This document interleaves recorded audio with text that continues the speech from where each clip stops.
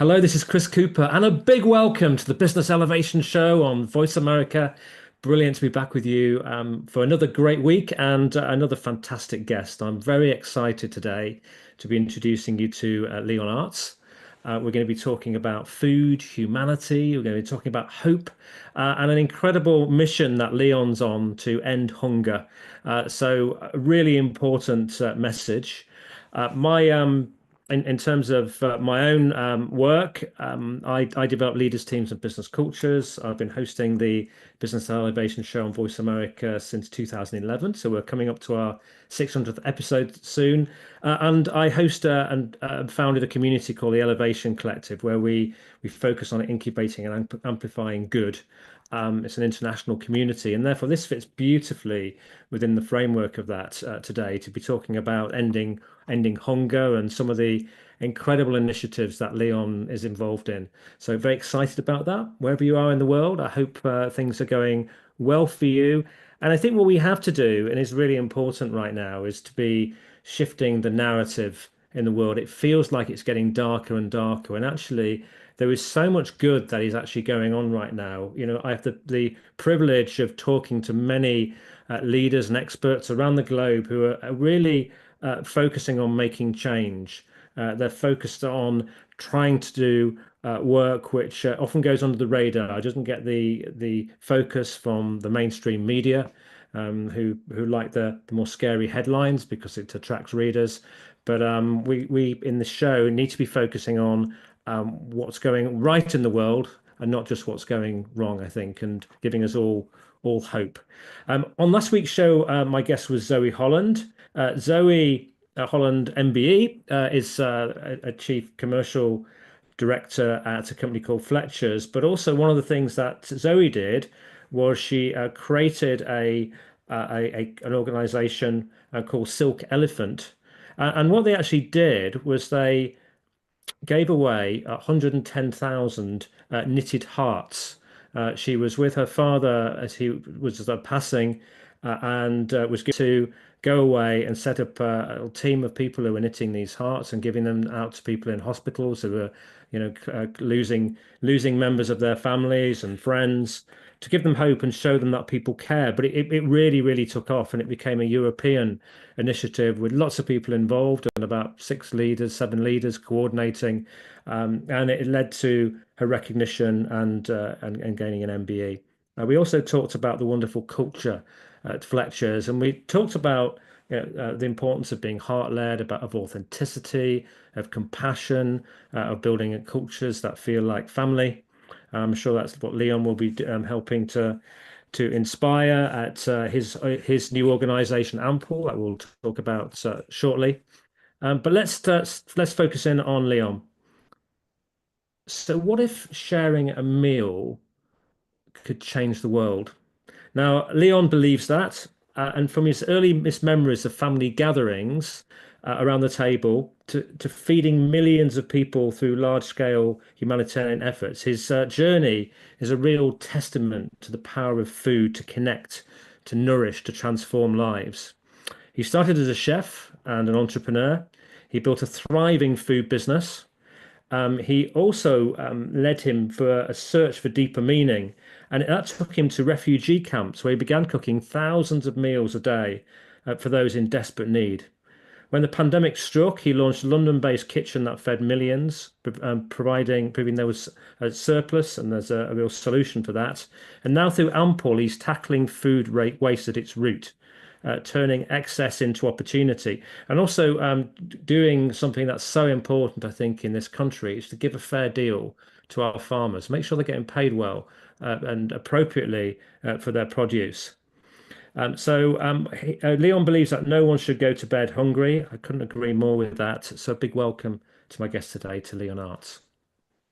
Thank you, Chris. That's quite an introduction. And Yeah, lovely to see you, and thank you to Molly Harvey for our kind introduction. yes, She's yeah, a great soul. yeah, But great friend. yeah, yeah. I'm really excited to talk to you. So where's home originally? Because you don't have a an English accent, Leon. Do I not? Okay, I thought I did. No, I'm from Maastricht in the Netherlands, which here in the UK is famous for the Maastricht Treaty in the beginning of the 90s, kind of the beginning of the Euro and the European Union So, but it's a beautiful little town in the southern part of the Netherlands, squashed between Belgium and Germany. And what brought you to the UK? Well, when I was Yeah. young, long, long time ago, I wanted to travel, and I thought that's easier from London. This is way before internet, of course, because all the agencies were here, the job agencies, and I was in hospitality then. So I thought I'd go to London, work there for a bit, and from there I'm going to travel the world. But I met, Sarah, what became my wife, so the travel kind of laxed a bit. That came back later again, but yeah, it was worth coming to London, and I still live here. And you're moving back more centrally again, aren't you? Into the well, Yes, not this into the weekend city. actually. Yeah, I'm Yeah. living outside of London. I had a kind of a sabbatical. I was cooking for children, which was amazing. But now it's back to bigger projects again. Mm. Yeah. Brilliant. Well, thank you for joining us. I imagine you've got a house full of boxes, have you, at the moment, and I have. Yeah. about to get moved. Van is coming tonight. Yeah. Well, thank you for making it today because it must be Mhm. a busy day for you. So tell us a little bit about what life was like growing up for you and why food was such an important part of that, your early upbringing.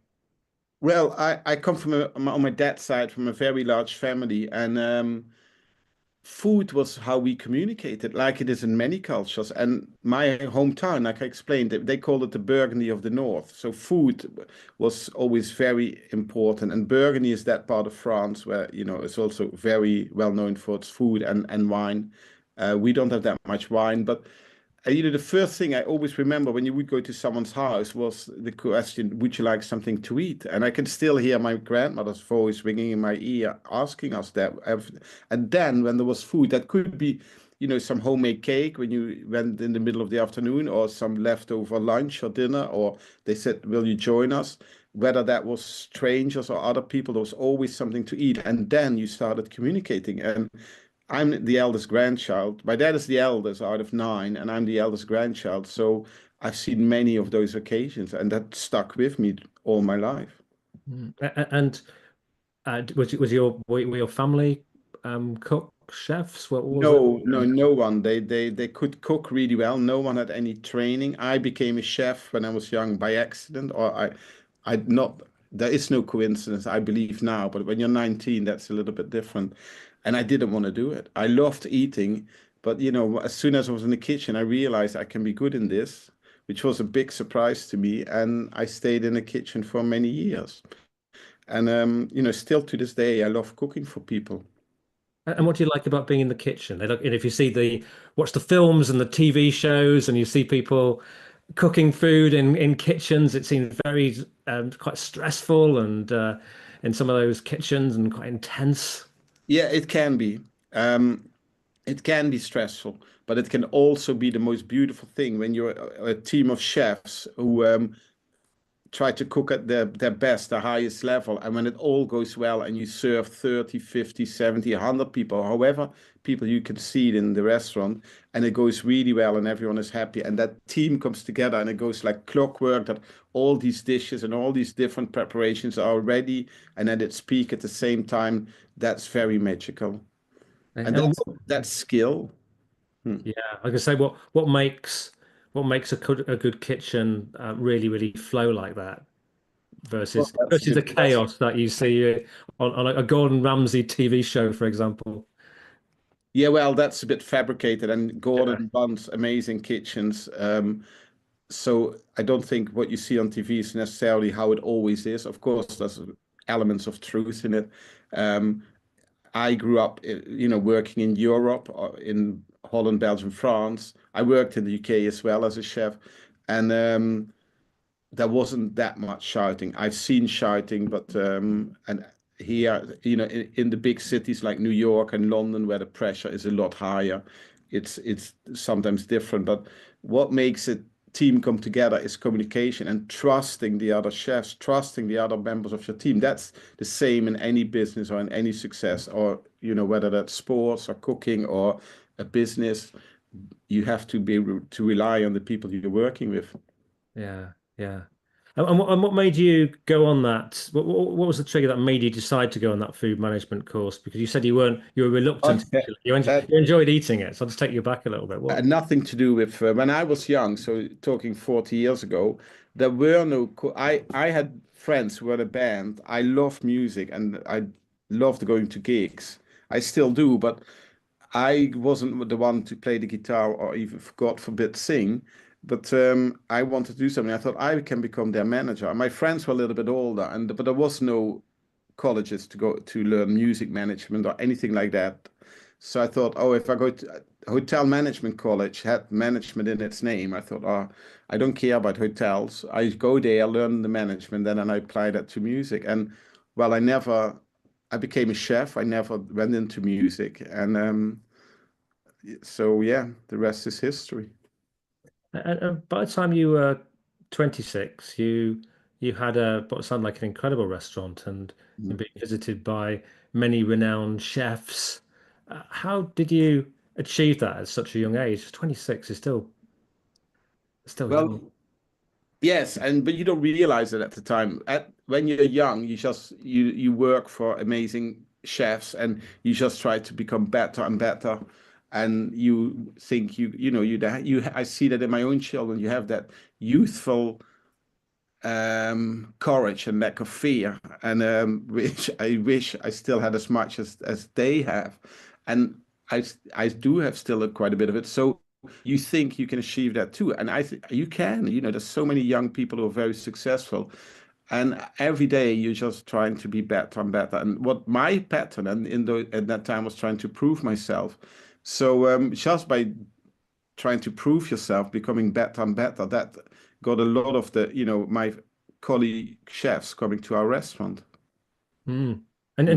did you manage to have time at that age for socializing and or was So most of your life just 'cause it appears when you've got a busy restaurant that it it's is your life, and yeah, you it's your don't life. mind that, especially not at that age. It is your life, and it's an obsession. And yeah, you're 26. I mean, we were open 6 days a week, and we were working in the restaurant at least half a day of the day off as well.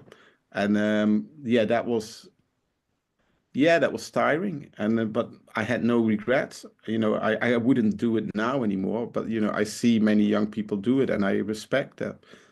And in those days, also as an employee, you worked a lot more hours, which was madness, but that's how we grew up. And Yeah. yeah, I think it's a lot better now in the hospitality where they work less hours. That there's a bit more of a balance. But yeah, that's how it was. I think you're right. I think that period of time. My wife is a GP and she was working 100 hours, 100 Mm, hours.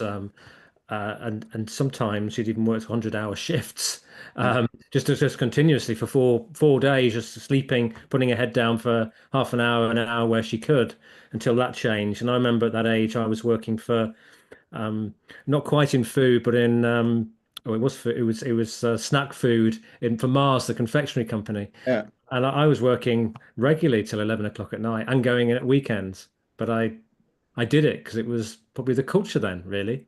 Mm, I think it yeah, maybe changed a little bit, yeah. but it was a good part of my life too. Yeah, exactly. So, and you don't think too much about it now. If I now see the young people, they think better about the choices they make. I think you know. So yeah, a lot has changed for the good, and we mustn't forget that. Although, like you said in your introduction, it sometimes seems a dark world out there, which I agree with. But a lot has changed for the good as well, and there's still a lot of challenges in the world. Yeah. So what made so where was that restaurant? Was that in London? Near Maastricht, so Oh, near my okay, it's Master time. right. Yeah, Yeah, yeah. yeah. And what made you decide to give that up? Well, we had a beautiful Oh, old farmhouse, and someone bought that building off us. He wanted to go and live in that building because it was next to a very small airport, so no one could build around it. only existing buildings, and he was from that village, and he wanted to live quiet. He wanted to be sure that no one could build around him. And so we sold it. We were ready to move on. We did it for 5.5 years, and we went from there to Amsterdam. So Wow. which wasn't bad, to be honest. No. And what did you do in Amsterdam? I became chef from sort of the Dutch Ivy, so the famous Ivy in Amsterdam, in London. Before they had all the brasseries, but it was just so it was they weren't related, had nothing to do with each other. Only it was the restaurant in Amsterdam where all the rich and famous came, and it was a madhouse, and it was owned by the Dutch Keith Floyd, who so the owner had a TV show, and he was very knowledgeable, but never been a chef. And we met at a exhibition where I was doing a cookery show. And then when he heard that I sold my restaurant, he offered me the job of head chef, which I took. And yeah, that was very interesting. Open kitchen in the late 90s, which was very rare then, but with very demanding guests. Yeah. Yeah. And what made you, how did it feel going to work for someone when you had your own business? That was the difficult part. So I stayed for a year, so that's not long. But yeah, working for someone else after you had your own business, that I find that really difficult. So yeah, so we parted ways after a year, and when I started my first charity, he became an ambassador for us. So we had a lot of respect for each other. Oh, that's good. It's nice that the relationship continued and wasn't severed at that point. Um, and what do you think with those really top restaurants like the Ivy? What really does set them apart? From from the average, I guess for the Michelin stars versus the the many thousands of restaurants out there that deliver nice food, but there is something about those big restaurants that the creativity in it. It depends. There's restaurants for every occasion. So the rich Nesta restaurants have a role, and that um, they teach young people how to cook properly. I think the basis of how learning how to cook, that's very important. And they have the best ingredients and serve them in the best possible way. And that you go there. Some people can go there often, but nowadays, the way prices are, that's very difficult. So you go there on special occasions. And you have restaurants where you go a bit more often with your family on Mother's Day lunch next week or so. And they all have a reason. I think the most important is great food done well, whether that's in a steakhouse, a local steakhouse, or a gastropub, or in a Michelin star restaurant. I think some top-end restaurants, they lose their way, becomes very stiff and very unpersonal. That's not something I like, and a lot of them do it really well. They became really modern, and they play funky music, for example, because that fits their style. So what I really think is great nowadays is that you have that whole range of restaurants, all different cuisines, all different backgrounds, all different levels.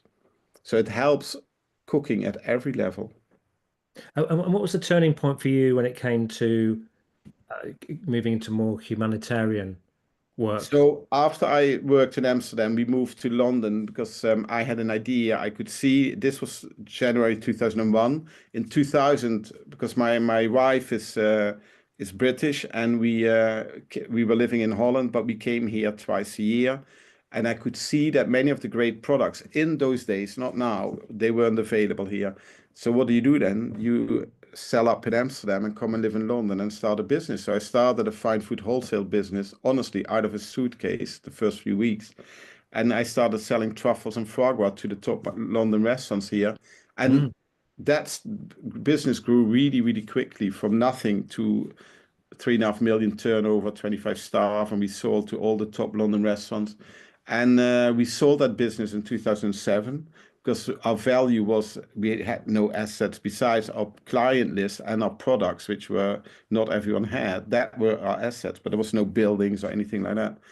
And we sold that business, and my children were still young, and I always wanted to give back, but I never knew how. And my wife and I always said, one day, and that was the day. And not that we were particularly wealthy or anything like that. We had a very good life.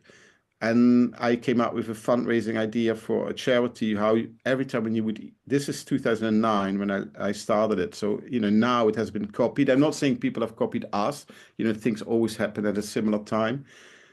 Imagine that every time when you buy a meal for yourself, you would feed a child in a school in a different country as well. So our slogan was "You eat, they eat," and that would cost you 20p. Whether you go to Gordon Ramsay for £200, you pay 20p extra, or you go to Pret a Manger and you pay 20p extra as well. And yeah, that became very successful. I ran that for 5 years. So that was my first um, sort of giving back.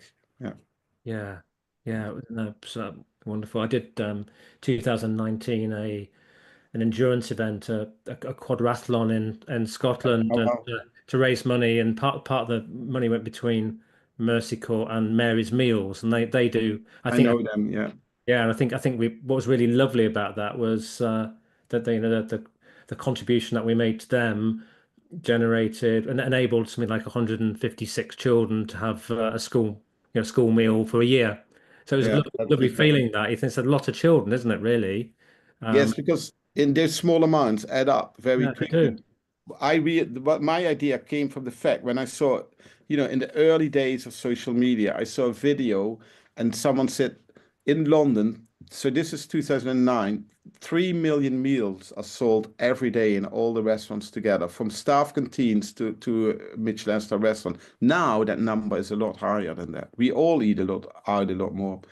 And I thought, wow, imagine that, if you get 10% of that, in those days, you would feed 300,000 children in London alone. And 20p doesn't make a difference for any of us on Yeah, a Pret sandwich or on a two Michelin star meal. yeah. And that's where that idea came from. That's incredible. And you went on to you were very moved by the plight of people in Calais. Yes. Was that So is that the next step of the journey, or is there something else it in was, yeah. So I stopped my charity in 2014. It's run its course, and we did well, and mainly in Holland. Actually, I was living in London, but in Holland it really took off. And so I had a lot. That was my first sort of cycle in the charity world.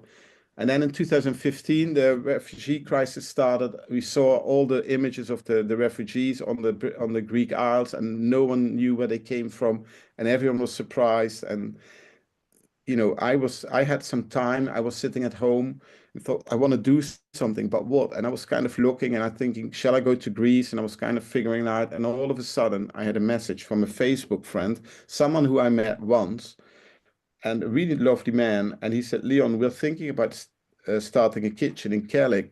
Calais, or the jungle, was where the refugee camp was in France by the Eurotunnel, so the tunnel which connects France and England, for those who don't know. And that was growing very fast because a lot of refugees wanted to come to England because they had family here. And it was built on the local tip and it just grew organically. And so Jonathan and his friend wanted to build a kitchen there. And because we thought this is going to be over in a few weeks, when our yeah, government got their acts together, then this is over. We really literally said that to each other. Now, we know now, this is 10 years ago now, that's not true. Anyway, the other guy had some money. We bought a marquee, we bought a trailer where we could put the food and a fridge in, and we thought we are going to do 200 meals a day. And go, how wrong were we? And we thought it's going to be fun, and we cook in the evening, and we do this for 3 weeks, and all three of us could do that. And there was some other people helping, and yeah, within a week we were doing 1,200 meals. Sorry, in total. That was a few hundred breakfasts, some lunches, and a few hundred dinners, and we did what we could. And the camp grew with 200 people, and there was queues. So that the camp was hungry. So went for a walk through the camp, and I did a TEDx talk on this, and I said it was like walking back into the Middle Ages when I went there the first time. And I thought I want to feed everyone, not just these few hundred people. There is hunger. There was really hunger. I came back home to London and I thought, what can I do? And I was a chef, and I thought anyone can cook here. They don't need me to cook. Um, but I know how the wholesale world works. So I just started picking up the phone and I said, you know, I want to. So I started kind of a food bank. And so the food came from the UK and so people started donating. That was either tins of, I can give you lists of what people gave us, a lot of stuff which we couldn't use, but tins of tomatoes, tins of tuna, carrots, onions, milk. We needed a lot of milk. And then we had a system in Calais where we knew exactly where all the shacks were, the tents and everything, and how many people were in it. That would be checked every week, and then we'd get bags of us of food. And after a while, we gave them um, burners and little pans, which we got, and it was incredible. Within 2 months, I was sending a whole truck full of food over every single week, Wow. but with lots of volunteers. It wasn't just me. Yeah, yeah. Those are big initiatives. And how did that make you feel about migration and seeing those people? Because there's a lot of negativity over in this country about migrants, and I think I sense some of that is some of that is very unfair. It's a very Mhm. mixed situation. But what was your take out from walking through those Well, camps? I'm an economic migrant myself. Remember, I came from Holland to the UK to start a business. First to work, many years later, in 2001, to start a business. But that's okay because I'm from Holland, and the law says somewhere when when the UK was still in the EU that I could do that. Yeah, Other people come from other parts of the world and they're not allowed to do that. And all of a sudden they're bad and God knows what all.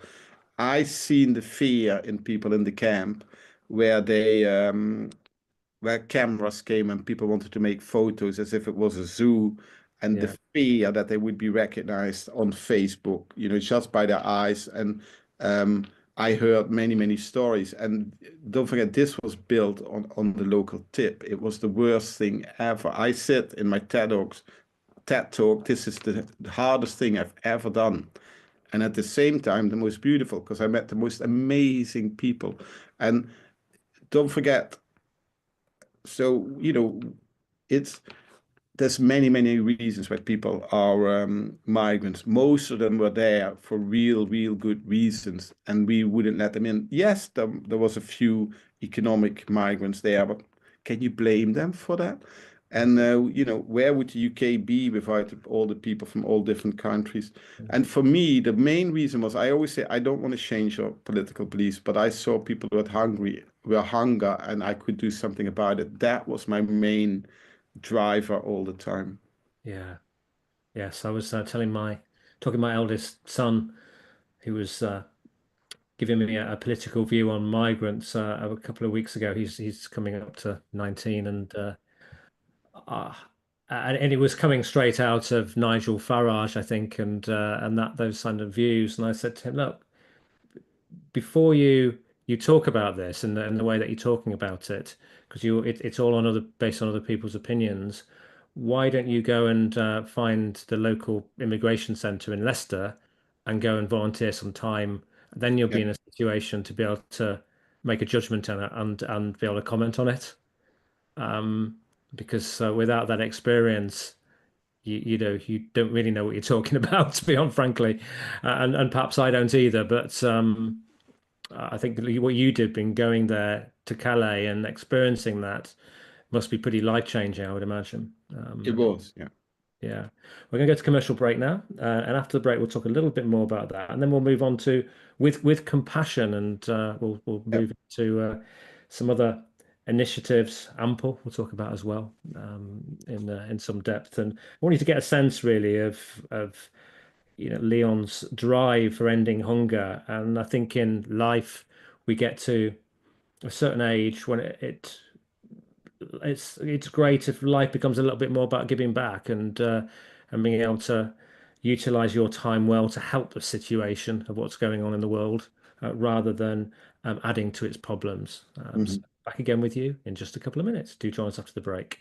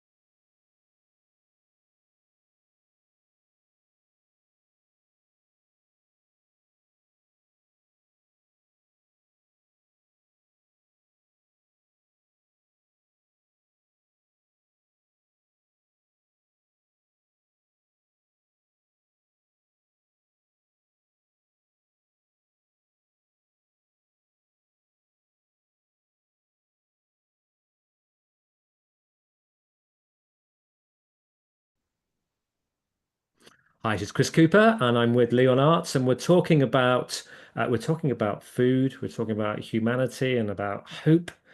And before the break, Leon was telling us about his experiences in Calais, and that's incredible work of feeding people who are really hungry and on their knees, living on a tip in France. And I just wonder, after that experience, Leon, what has changed in you? Oh, it changed me a lot.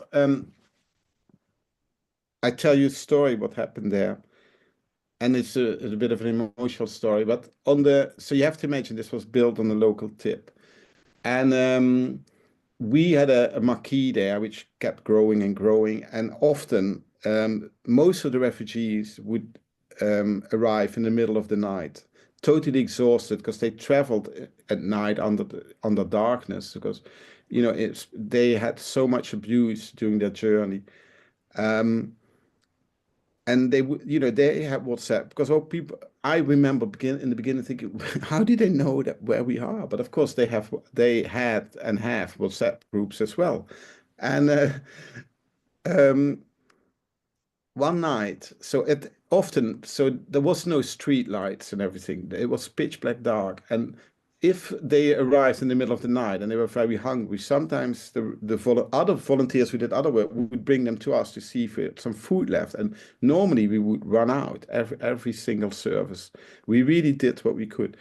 And one day they came with a young boy, Akil, and Akil was 15, and my son, who's going to be 25 in 2 weeks, was 15 at the times as well. And but I thought, wow, my son is like a head bigger than him, and Akil spoke a little bit of English, and he said that he arrived by himself. And I was chatting to him a little bit in his broken English, and I asked him. I thought he was with his parents, so I was. This was in the beginning for me as well. Later, you learn how to ask your questions differently.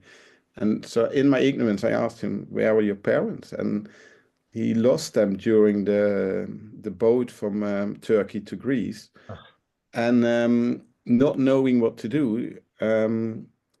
He decided to keep traveling because he knew that a school friend and the school friend's dad were in Calais. So he made his way, or it took him 3 months from Calais to, oh, sorry, from Greece to Calais. And that's what motivated us. And my son, who is very, streetwise in the sense that grew up in London, very confident, he's very tall. I thought, wow, if I say to Otis now, oh, jump on a coach and come to meet me in Calais, he probably goes, oh, Papa, I'm not sure. I took it to Calais a few times after that, but by himself. This boy traveled for losing his parents, traveled for 3 months, and I thought, I can't stop this because remember, I was there for like 10 days that night. I was naked, and I thought that I would stop after 3 weeks. That was the plan. Mm. I thought I can't stop. I have to do whatever I can to help these people because those stories you heard all the time. Akil is one which really stayed with me, and there's other stories, but that's really what motivates you. And when I have photos, the queues of people standing out of the marquee waiting for food. It was incredible. That's what motivated me, and it wasn't that difficult to help them. Mm. And do you know what's happened to Akil since? Do you have any I idea? haven't seen him since that evening. No, no. Whoa, yeah. It's we we don't yeah. So many people around the globe are having to live with some real significant challenges, and it puts into perspective what we may worry about and what our kids may worry Yeah, about. and let's not talk about that now, but what we read in the newspapers. And so I give you a story because people talk about, oh, that's fake news and all that. Our government is part of that as well, and that's maybe not for this show, but there was an amazing journalist from The Guardian who was in the camp a lot, and he spoke to us a lot, and we trusted him. We in the beginning when they were still jumping on the trains, which the police stopped later by cutting all the trees down and everything, which Yeah, it was unsafe. It was very unsafe. But the refugees thought that was the only way to the UK before they were jumping on boats and things like they do now. Um, Regularly, people died by jumping on the trains because those trains they couldn't stop. That's how they operated. Well, Right. as soon as they started going into the tunnel, and we heard from the refugees who were there at night. One person died, two-person died, and one night we knew that two refugees had died, and in the newspapers it only said one. It was something like that. And we asked this journalist, why do you put in your article with just one? And he said, we know it's two or three. And he said, well, because we as a newspaper are only allowed what the French government tells us. So the French government would say whatever was convenient to them. So they also did, there's an amazing charity called Choose Love, who would conduct a survey every month how many refugees were in the camp. They went from little Czech and little tent to, and they counted them and they asked them, where are you from? So they knew exactly there's so many people in there from these countries. And the French government never ever did anything like that. They never went into the camp and they just said, oh, there were 6,000 people. And 2 weeks later, because it was more convenient for political reasons, they said there's 9,000 people. That's the kind of thing. We don't just believe everything you see and read. And that's what I learned in the camp as well. Yeah. Yeah. As I spent a little bit of time in Kibera, the biggest slum in Mm. Africa, and that's the government talks there about there being maybe uh, 80, 100,000 people, but it's most likely there's a million, Yeah, I and know of the Bible. Mm. yeah, and it's very eye-opening experience spending time in places like that with people with so little, um, so challenged. Um, yeah, maybe heading back to Kenya again in a few weeks' time. So tell us then you started then doing some work during the pandemic, didn't you? Was it with compassion?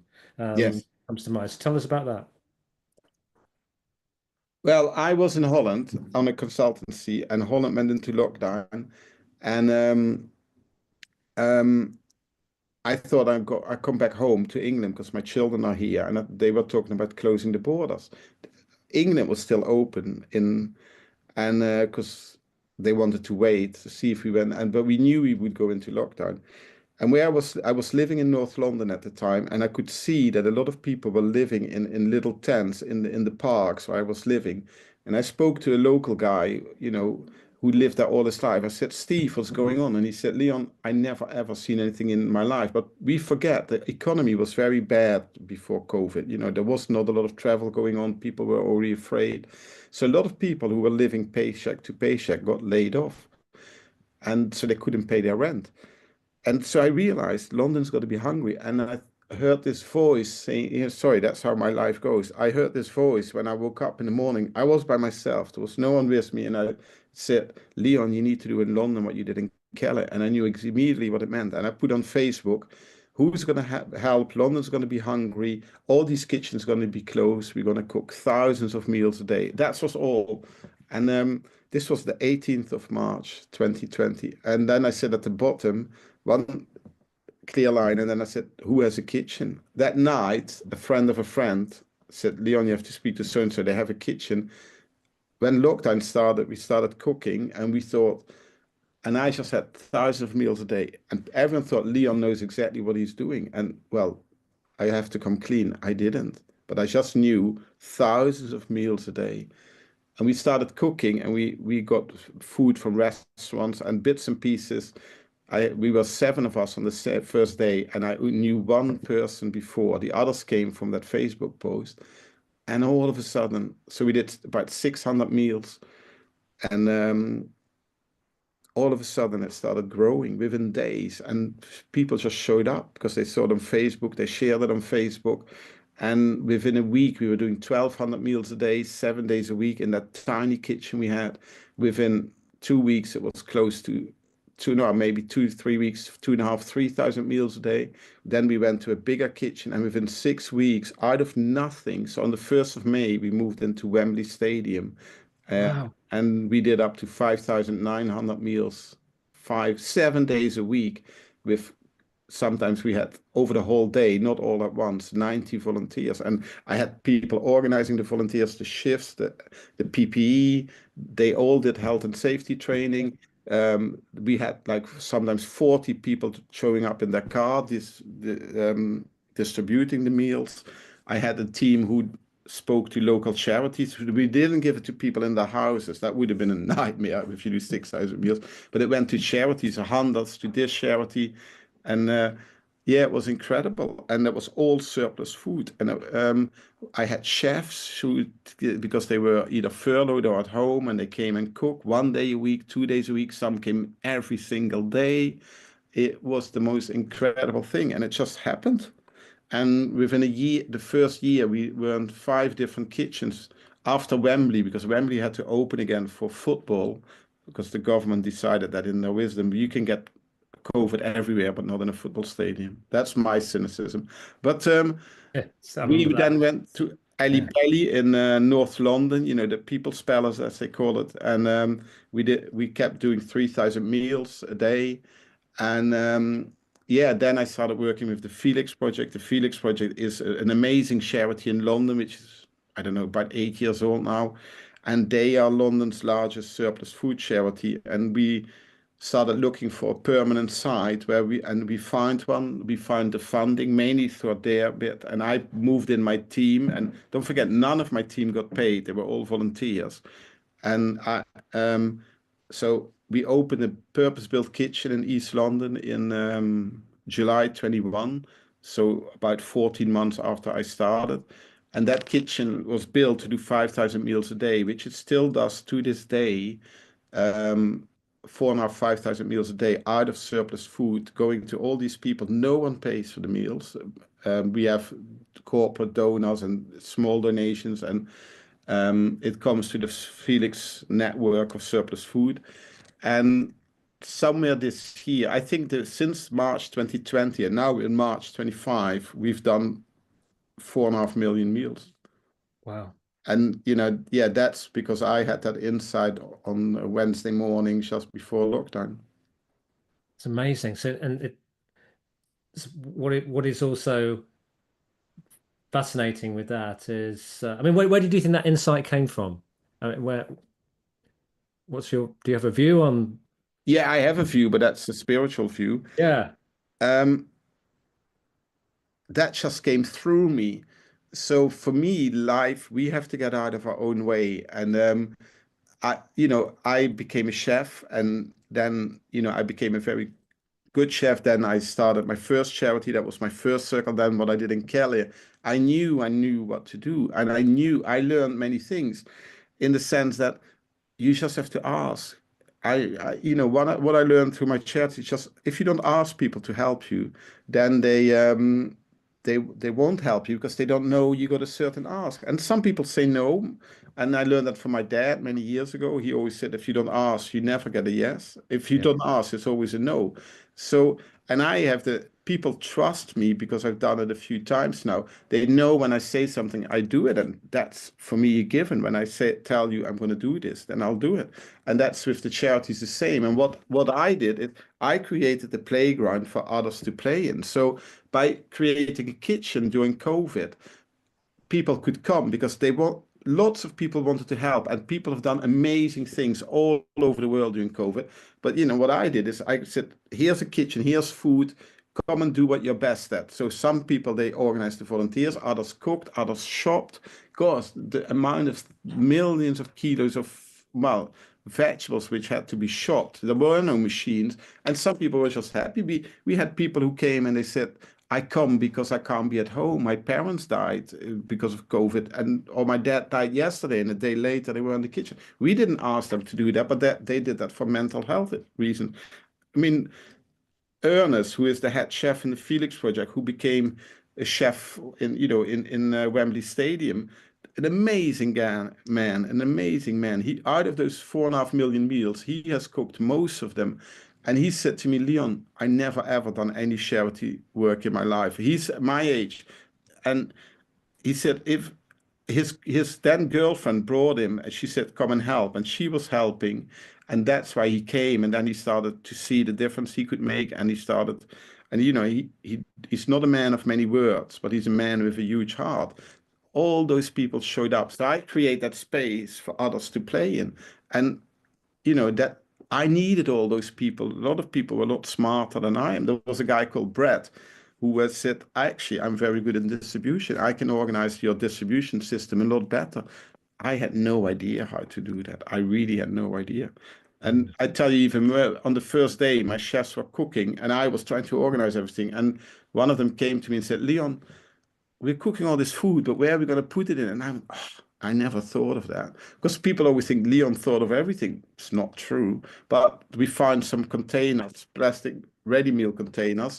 We used them, and I gave someone some money. This was the first days of lockdown. He went to a wholesaler who was still open, and I said, "Here, go and buy some containers."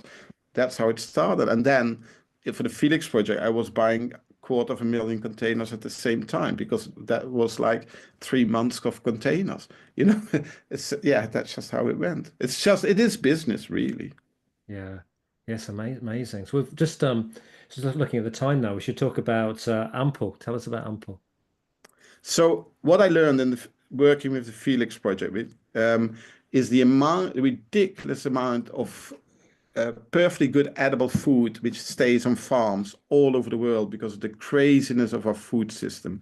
So farmers grow, let's say they contracted to grow 100,000 kilos of carrots, but because our supermarkets, and there's other reasons, this is just one of the reasons, they want the carrots all to be this big, all a certain size, and farmers are very good at that. And then, but you never know. And then let's say a farm is contracted to deliver these carrots in April. But then here in the UK, we have quite a mild winter. So the carrots grow quicker and they're ready in March. And then the farmer says, I got the carrots for you. And someone comes and look and you say, yeah, but we wanted them in April. We can't use them now. We won't buy them off you. And, these big corporate giants have contracts like this with many, many lawyers. Um, so the farmers lose out, and often these kind of foods get plowed back into the ground. This is just one reason. There's many reasons, and that's hideous because farmers are, they're selling lots of their crops under cost price. Um, it gets plowed back in the ground, put all that fertilizer, chemicals, which is not good for the planet anyway, in it, and then we don't even use it. So myself and Steve, another Steve that I spoke about before, came up with an idea.